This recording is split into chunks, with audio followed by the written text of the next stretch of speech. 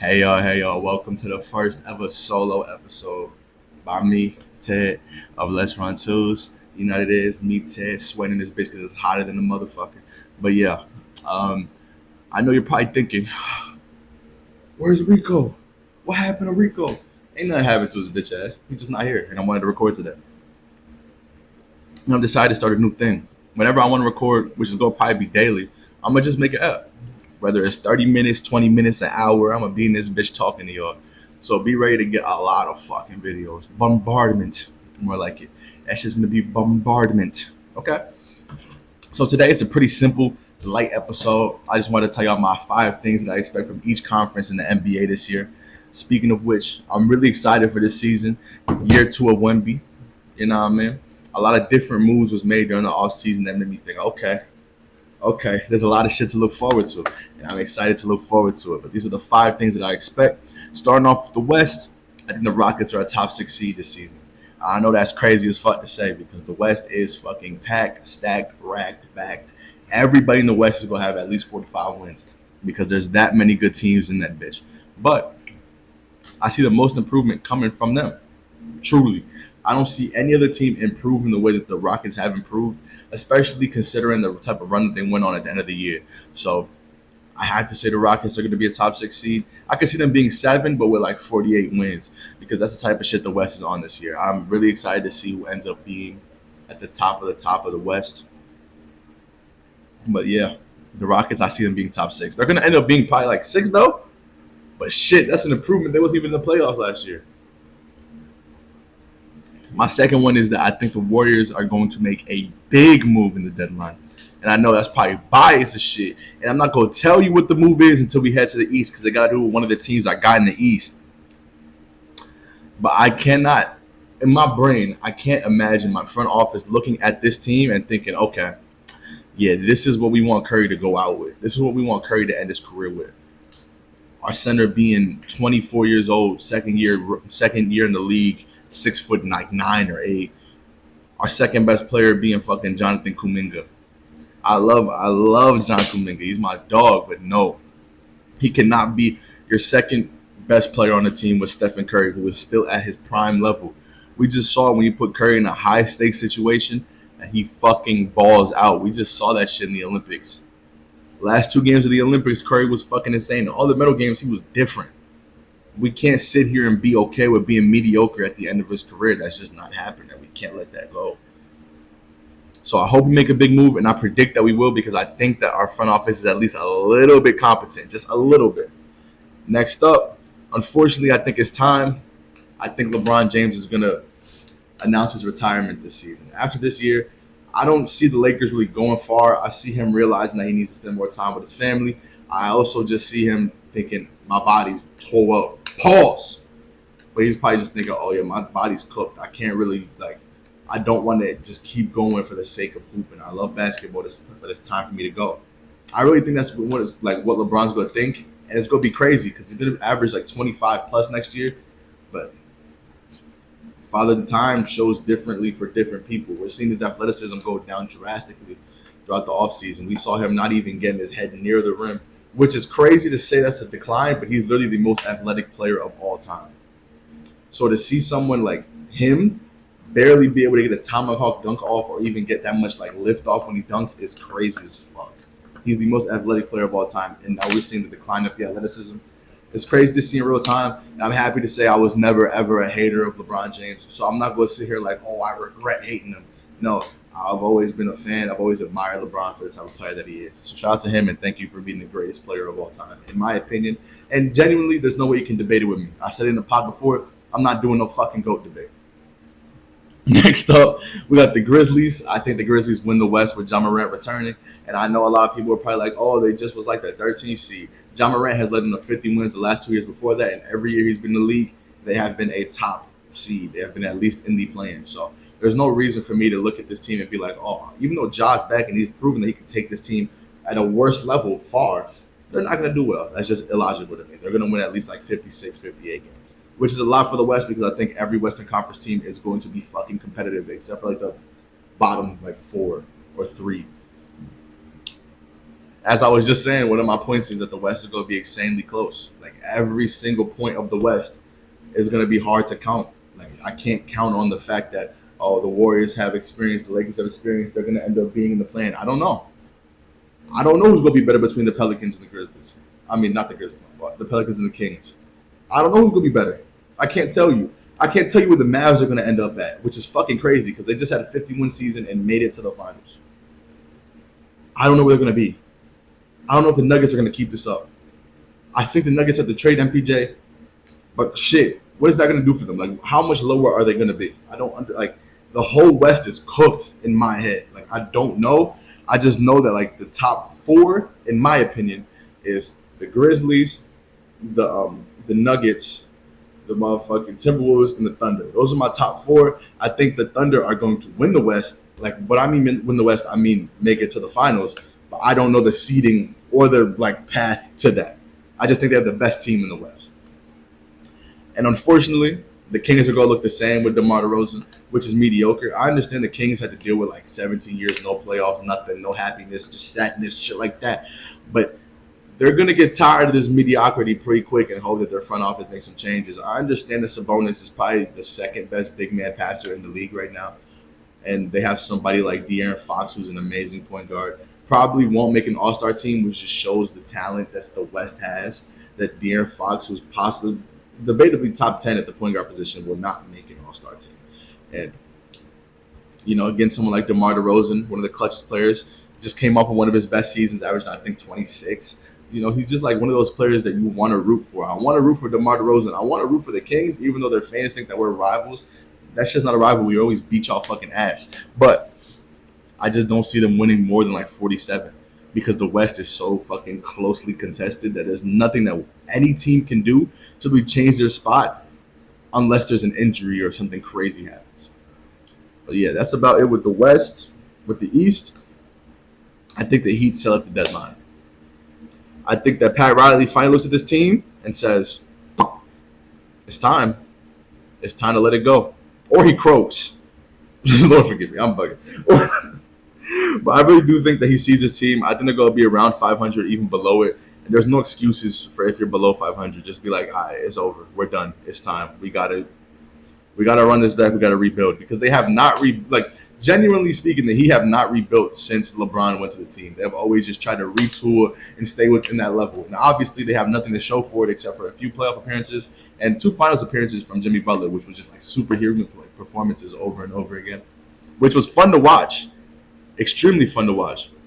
But I can't sit here and talk to like anybody who's a Heat fan and say, yeah, I really believe y'all can make it far, because it's just idiotic. I can't. There's no way in my soul that I can lie to y'all like that. So I think that Jimmy gets traded and Bam stays till the offseason. I could see them thinking that Tyler Hero and Bam are 2 like good standing points, but I don't think Bam can go from literally competing every year to rebuilding. So I think he'll request a trade. I have to take a sip of water before I say where Jimmy goes.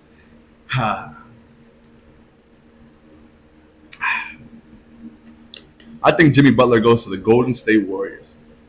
And I know a lot of people are going to be like, you're biased. Probably. But we definitely have the pieces that are able to get somebody like Jimmy Butler on the team. Jimmy Butler, especially if there's something going on with the Heat at the deadline, he's not going to be hard to acquire. We have the young pieces. We have draft picks. That's all we need. And to be honest, as a Warriors fan, I don't give 2 shits about 10 years from now, bro. I do not give a fuck. We have Stephen Curry on the team. Make a fucking move.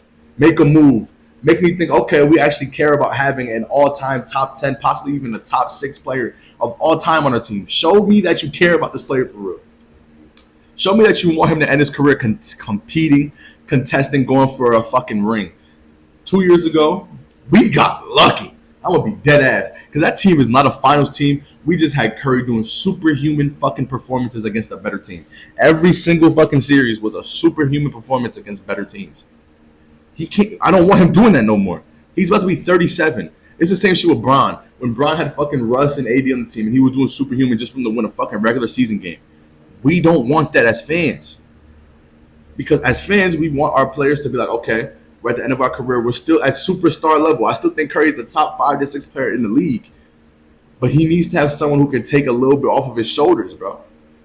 So having somebody like Jimmy Butler who can be ball dominant, who can play make, who can run an offense, also defend at a high level, and I think he'll defend at an even higher level right now because he won't have to be as predominantly focused on in the offense. So on defense, he's gonna be a fucking menace. Imagine a defensive court, a defense of fucking Draymond Green and Jimmy Butler. That is dead ass insanity. With our defensive fucking structure and scheme, that is, we're gonna cook. We're gonna fucking cook if we do this. And I promise you, we need to get a player like Jimmy Butler. But I just think it's gonna happen. I'm confident it's gonna happen, but it might not happen. That's just the way shit goes. The next thing is the Celtics coast to 58 wins. Of course, they're gonna coast. They have to coast because if you don't coast after winning a ring, you're not gonna win another ring. That's just what it is.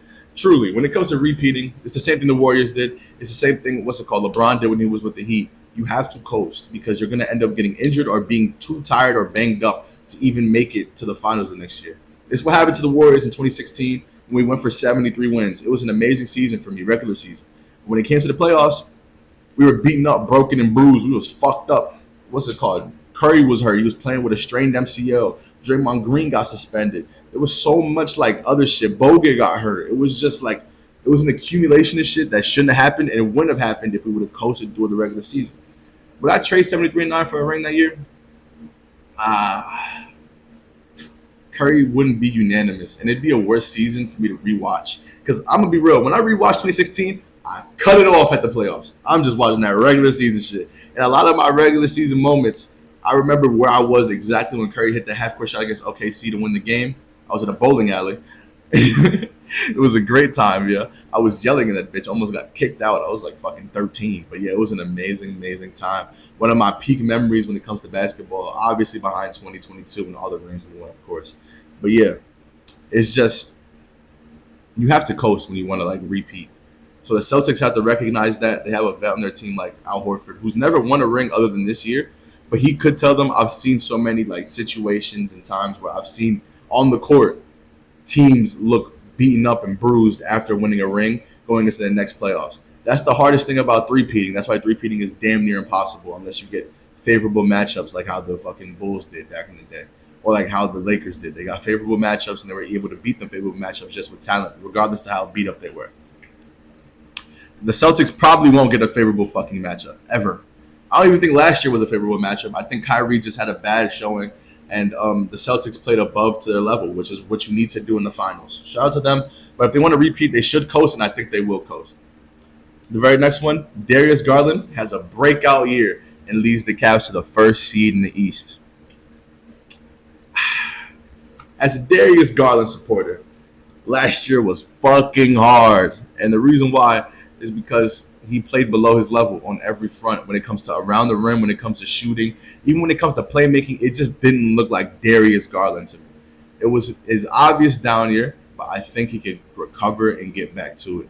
I thought they were going to trade him to the Pelicans, but the Pelicans ended up getting DeJounte Murray, so that trade didn't happen. It didn't go through, but I'm happy he stayed with the Cavs because I think the Cavs are a better orchestrated team for him to succeed. And he was still, for the last 2 years, getting used to playing next to Donovan Mitchell. I think that whole acclimation phase is done with. I think that he's past that in his career, and he'll be able to truly, truly, truly take the seat as one of the best point guards in the league.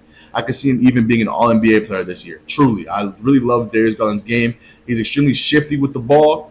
The way that he moves with the ball is only comparable to people like Allen Iverson, Kyrie Irving, Stephen Curry, those type of level of players. So I truly love his game, and I hope that he is able to take that next step. And I truly do think that he will take that next step. He's been working real hard in the offseason. All I see is him cooking in that motherfucker because that's the type of player he is. My next one is a hot take, and I'm going to be real, just vibes. On God, it's just vibes. The Pistons make the play-in. No. I know. This team just won like 18 games. They won on a 28-game losing streak. They were fucking horrendous on every front, every level of the game, every level of basketball. They were shitty, which is understandable to be like, okay, yeah, you're bugging. But just know, I love Cade Cunningham. I'm a big fan of the Amen and Asar Thompson. Those are two of my favorite rookies from last year. Tobias Harris is a good pickup for stretching the floor. I'm a big fan of Ron Holland, Jalen Duren, and I think JB Biggerstaff is the type of coach that takes them from ass to mediocre. That's what he did with the Cavs. They went from being a bottom seed, one of the worst teams. They said Darius Garland was dead ass. Year two, Darius Garland was probably the worst point guard in the league. And then the next year, they were like a top 3 seed, and then they started to have some injuries, went to 7. But he's able to take a team from ass to mediocre, and I think that's what he's going to do with the Pistons. And he's actually going to have his heart in it, unlike Monty Williams' little bitch ass, who just went for a bag. Shout out to Detroit. And the last one, I could go a little more in depth with this one. I think Trae Young leaves in the deadline. And I know point guards are really kind of hard to see them. It's hard to see point guards moves right now because every team has the point guard that they want or the point guard that they need. And especially the team that I thought he was going to go to recently got Chris Paul. Do I think that means that he can't go to the Spurs? Fuck no, because the Spurs getting Chris Paul doesn't stop them from getting a superstar in Trae Young. That doesn't mean anything to me. I don't think the Spurs front office is going to be like, I don't want Trae Young anymore because we have Chris Paul. He's fucking 41 years old. That's just idiotic to me. That wouldn't make any sense. Trading up for a point guard at this current level, though, is hard. Because I don't know how to gauge Trae Young's value. I think he's one of the best point guards in the league. I see a lot of different things within rumors, things like that. I don't understand how anybody could think otherwise. Genuinely speaking, I don't know how you could watch Trae Young play basketball the way that he plays, orchestrates an offense the way that he does, and think, yeah, it's his fault why the Hawks are bad. Inconceivable. Genuinely stupid to me. It doesn't make any sense. It's dumb. There's not really much else to say about it other than, like, watch basketball better. Stop watching analytics and numbers. That's really the way that people watch basketball nowadays. And it's disgusting. We could talk about that on the next episode. But it's dead ass annoying to watch and hear and listen to. And like when people talk about advanced statistics, they just always forget that you can just watch basketball and form your own opinion. But I'm going on a tangent. I think that Trae Young could easily be the best point guard in the East. And I know that's a crazy statement because of the point guards in the East. I don't care. He has that level. He has that skill set. He has the ability to be able to do that. He just plays with such a below average team. Like the Hawks are so just For as long as he's been there, since 2021, they've just been When they got DeJounte Murray, I was like, okay, they might do something here. Mid as fuck, just mid. They've just always been mid. And last year he dealt with a little bit of an injury bug, missed a few games. They were still mid. My fault for the burp. But they were still mid. They were not it. They were bad. So that's why I need Trae Young to understand. I understand he loves the city of Atlanta. He loves the fans. He loves having that underdog story. He's been the underdog his whole life. He's 5'11" damn near. He's a guard, and he's always fucking been the most polarizing player at every level. In high school, when he was at Oklahoma, at fucking college, and then when he's in the NBA, he's always been that type of player. So he's used to being in this situation, but he has to open his mind a little bit to the fact that he's 26, about to turn 27, I believe, and he's heading into his prime, his peak, his highest level. I don't think any player will want to waste their highest level, their peak, their prime, in a team that just got the first pick and is looking to rebuild. Clint Capella is still their starting center because his value is so fucking bad. The only player that I can think that has value as bad as Clint Capella is Zach LaVine. That's because of contract. Clint Capella's contract's not even that bad. He's just fucking ass. Like, he's not a good basketball player anymore. Would I take him at the Warriors? Probably not. Probably not. He's a lob threat, but that's about it. That's all he got in him. He can't play more than 25. My fault for talking about the Warriors. But yeah, Trae Young, I can see him getting traded at the deadline, requesting one at least. I don't know where he would be able to go to. I could say like the Lakers, but I don't really understand the Lakers shout. I don't know how they get the Hawks to be like, yeah, I'm really invested and I like this trade with the Lakers. I don't see that. I could see probably like the Sixers. Nah, not even the Sixers. Clippers. It's hard to really choose or pinpoint who goes where. Like if you asked me about Damian Lillard back in the day, I would be like Miami. That's it. But like he went to the Bucks, and the Bucks was like at the bottom of my list for getting any guard at the time. I thought Jrue Holiday was going to stay there forever, but no, he did not. Not even close. And now Jrue Holiday has his second ring, and the Bucks are dealing with a lot of stuff. They recently just got fucking Doc Rivers. Let's just talk about that for a second. As a front office, you have to understand the trajectory of people's careers. For example, the Suns just got Mike Budenholzer. Let's be fucking dead ass. Who's a better coach? Frank Vogel, Mike Budenholzer. I'll even do a poll of this shit. It is so obviously Frank Vogel is not even funny. Having someone like Mike Budenholzer on your coaching staff is fucking wild. I remember back in the day when he was on the Bucks, every Bucks fan was asking for him to be fired because of how bad he was. He's not a good coach. And I think they want him back now because they went to an even worse coach, Doc Rivers. The most I don't want to call him dumb. He doesn't make adjustments at all. He never makes adjustments. That's his problem. He doesn't know how to adjust his team. He's the complete opposite of fucking Ty Lue. He doesn't know how to make adjustments. Every time that his teams go through some shit, he just sits there with his arms crossed, hoping that they can make it back because they're superstars. I understand they're superstars, but you're a fucking coach. Do your job. Make a fucking difference. Make a switch. Stop blaming the players when you go to fucking press conferences to lose your job. That's what he did with the Clippers. That's what he did with the fucking Sixers. Stop doing that shit. Lock in, keep that shit in the locker room. You're fucking 50-some years old. Your son's a cornball and an idiot. Don't be a fucking cornball like your son. Or is it like father, like son, Doc? Understand that you have a top 3 player in the league on your team. And you have one of the most talented, most illustrious point guards in our league today on your team. Understand that. Realize how to make them play together.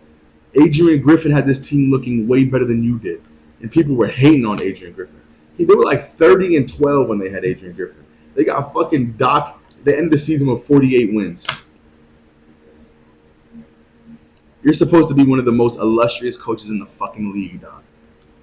There's no way you did this to a team with Giannis and Damian Lillard.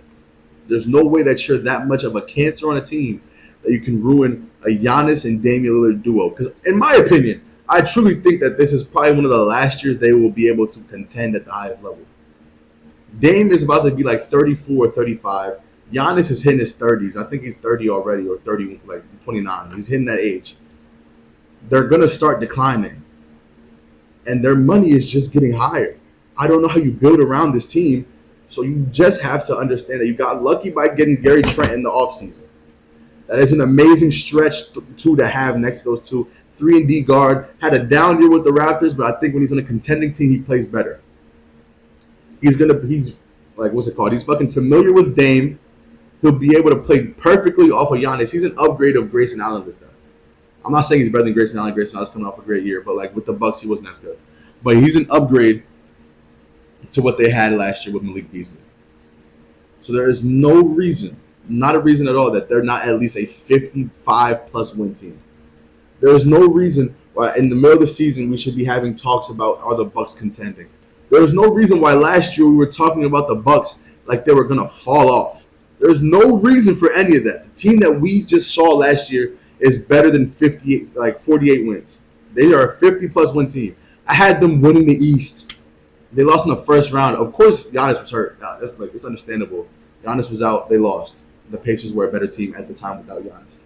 But they should not lose in anywhere. They should not lose to any team unless it's the Celtics. That's the only team I understand losing to. This is their last year contending. And if they're cool with having Doc as the coach for that, that's fine. I genuinely am not. If I was a Bucks fan, I would be fucking scared.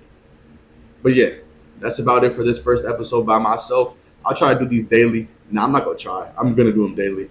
You know what I mean? Got to post more on this bitch. See y'all tomorrow. All respect, all love, all happiness to all y'all. Thank y'all for tuning in.